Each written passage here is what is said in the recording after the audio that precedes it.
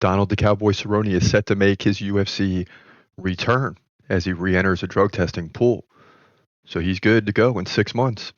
And he wants just two more fights. He says no more, just two, because he wants to get the 50 professional MMA fights. Also, Colby Covington finally responds to the potential white towel incident or throwing by Chael Sonnen.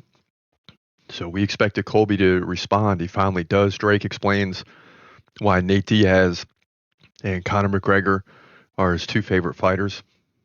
If I had to choose, I'd say those would be the two I would pick, honestly. So it makes sense. We'll get into that. Also, 5 UFC fights we need to see in 2025, according to Yahoo Sports, and you may be surprised. Also, who are the 5 highest paid UFC fighters in 2024? Can you guess? You won't be surprised. I promise you. These topics and more next. Broadcasting live from an undisclosed location. This is the TCMMA Podcast with your host, Chris Cross. Whoa!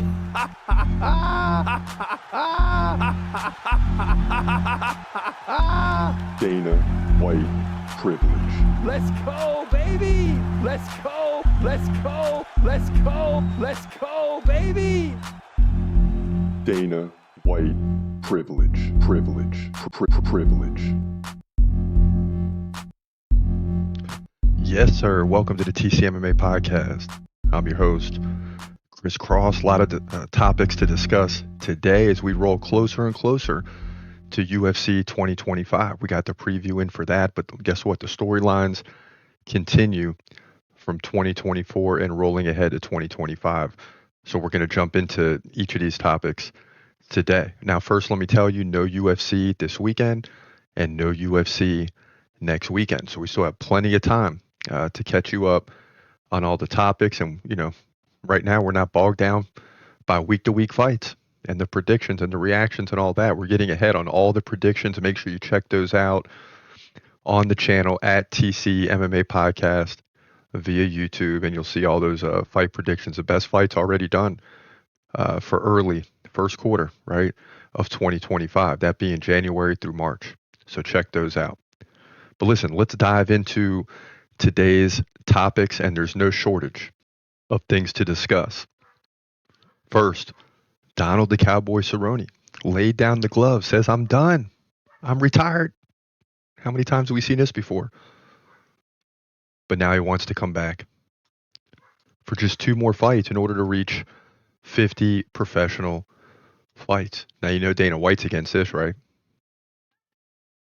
But Donald the Cowboy Cerrone has entered the testing pool, telling Adam Pac-Man Jones, I just re-entered the testing pool, so I have to be 6 months clean. Probably June or July will make the comeback. And Cerrone has been outspoken as far as taking performance-enhancing stuff. But once you get back in the testing pool, you got to be clean. So he'll be clean in time for the fight. He goes on to say, I'm coming back for 2 more, just 2 more. I want 50 fights under the UFC umbrella.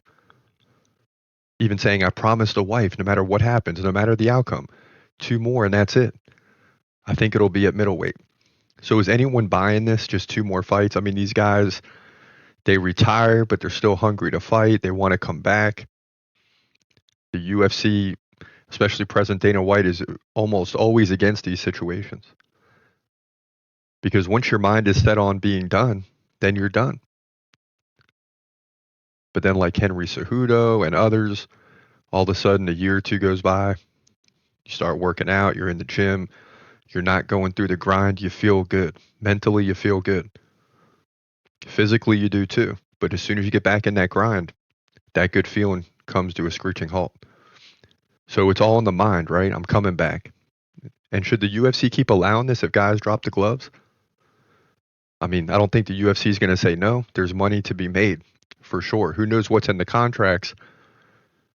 But there should be something to say where the UFC has an out where, hey, if you drop the gloves and you announce, not even in writing, just announce that, hey, I'm retiring. then the UFC doesn't have to fulfill the contract if you decide to come back. The UFC would have its choice. Dana White saying, I hate it, love him, hate that. He retired for a reason. For what? If it's about money, he can do something else. Dana White's been outspoken about this, and this goes back a few months. Cowboy Cerrone discussing this, but now he's back in the pool, so he's made it official. And we'll have to wait and see how it plays out, but it's just never, I mean, and what are we doing here? If guys aren't fighting for the title, I mean, are we really doing show fights? Obviously, it's been going on for a long time. But is this the angle that the UFC should take? I don't know, but it's what they're doing. And they're letting Cerrone come back for 2 more, at least it appears that way. More to come on that, I'm sure. Drake explains why Nate Diaz is his favorite fighter and mentions McGregor as coming in second. And I'm not surprised at all when I saw this story come out today. I mean, I'm not surprised at all. If I had to guess who Drake's favorite fighter would be, I would say Nate Diaz. I mean, honestly, Nate Diaz is crazy. So is Conor McGregor. It goes right in line. And Drake with all the negative publicity as far as making bets and losing, you would think that he would like 2 guys that he would bet on, but would probably lose. Unless you're going back to 2016, 2017, and really 2014. But these guys will probably lose, and Drake will probably put money on it, if I had to guess. But yeah, those 2 guys, personality-wise, make a lot of sense as to why Drake will like him. And, the UFC needs more guys like that in this era. There's a few. There's a few who talk trash and back it up. But a lot of the guys like Nate Diaz and McGregor are gone. We need some new guys that can do it and win. And those are few and far between, to say the least. Colby Covington breaks his silence on Chael Sonnen, thrown in the towel during his fight versus Joaquin Buckley. And I was a little bit surprised. He kind of went with Chael Sonnen and said, made it easy on him and said, yeah, I understand why he could do that. I couldn't see. And they can see from the outside. And if they would have thrown in the towel, they would have thrown it in. But if they would have actually thrown in the towel, I think Colby would have been more upset. It's just, this is, speculation because it never happened, right? It never happened. So the bottom line is it's all speculation. And Colby, as I believed, looked like he was coming back in round 3. The championship rounds in 4 and 5, yeah, he's got a problem with the eye. But Colby Covington did say something along the lines of it would have been them throwing in the towel if it gone to the 4th and 5th, But his corner is getting ready to stop the fight. So it would have never happened. But unfortunately, he fell, And even if it goes to 4 and 5, is it really worth it? Big moment for the career. But you got to let that fight go and move on. And luckily for everyone, that's the way it turned out. So, according to Yahoo Sports, what are the 5 UFC fights we need in 2025? John Jones versus Tom Aspinall tops the list. And that's hard to disagree with right now, right? It's hard to disagree with. Now, number 2, I really like. This is why I clicked to see they got Khamzat in there. Number 2, Khamzat Chimaev in a middleweight title fight. And isn't that funny? We have a middleweight title fight set up, but this is the number 2 fight that people want to see. So why isn't it happening right now? That's the big question. And really, you could change that into Khamzat Chimaev in any title fight. Would be great to see. I mean, please feed us, reward us. Number 3, Leon Edwards versus Ian Machado Gary. Okay, I don't know if that's number 3. Ian Machado Gary coming off the loss. Obviously, Leon Edwards is still really good. There's a lot of things that have to happen in that division, but the writing is on the wall, right? Shavkat is coming. Ian Machado Gary is coming. Bilal Muhammad's at the top right now. How long can he hold on? Fight 4, Gaethje versus Hooker. Okay. I mean, you can never deny the lightweight division. Number 5, this is a big one. Valentina Shevchenko versus Zhang Weili, which means Zhang Weili is coming up. See, if I'm Shevchenko, I'm trying to move up now. Flyweight division, all you're doing is defending your position, and if you lose, it's not good. If you go up and lose, then it's like, well, hey, you don't lose too much. But I think the time is running out for that. Shevchenko has looked like she's more of a different fighter now, not quite as dominant. Although she looked good in the last fight, it's just that dominance to me is not there. And if you're going to go for the bantamweight title without Nunes being in there, the time will be now. But she probably will lose that, so maybe she's not even thinking that way. Who are the highest paid UFC fighters in 2024? Well, first, you can easily guess, right? Alex Pereira. He fought at UFC 300, 303, and 307.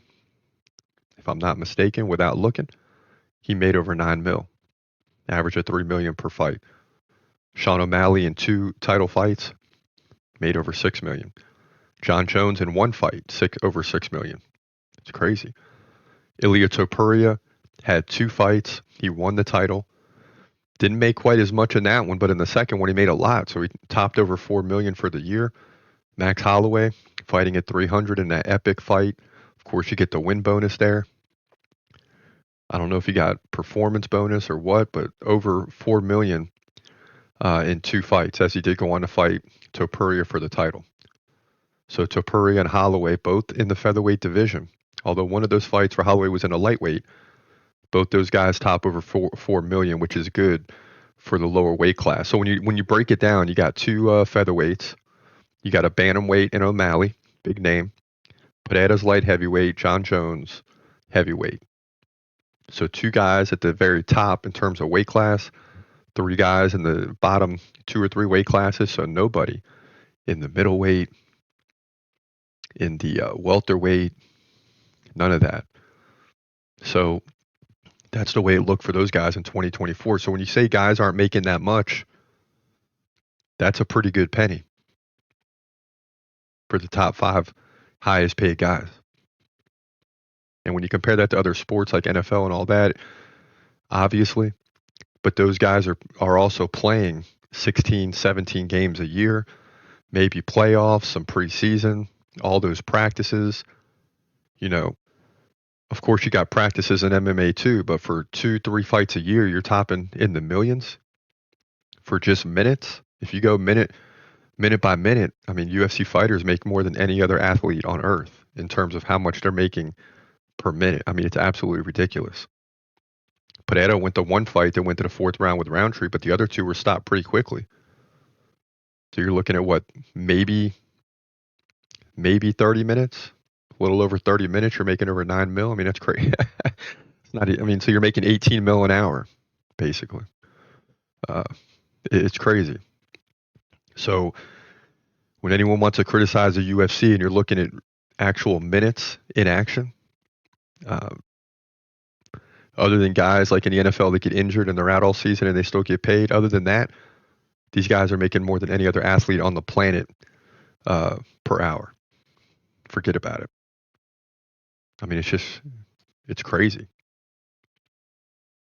As we jump into the Q&A, you got the master saying, dang, this will be a sweet matchup for you.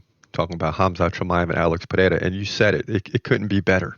It couldn't be better. If they could just get that scheduled, I would love it. Avery All Day says best in wrestling versus best in striking. And I assuming you're saying Khamzat's the best in wrestling, obviously. Pereira the best in striking, but I don't think it matters. And Khamzat has better striking ability than people realize. I'm telling you that right now. But I understand why you would make that comment. But yeah, that's a fight that the people want to see. Now, in the last podcast, we discussed Conor McGregor. Blue by You says, who the heck wants to see McGregor fight? Isn't he like 40?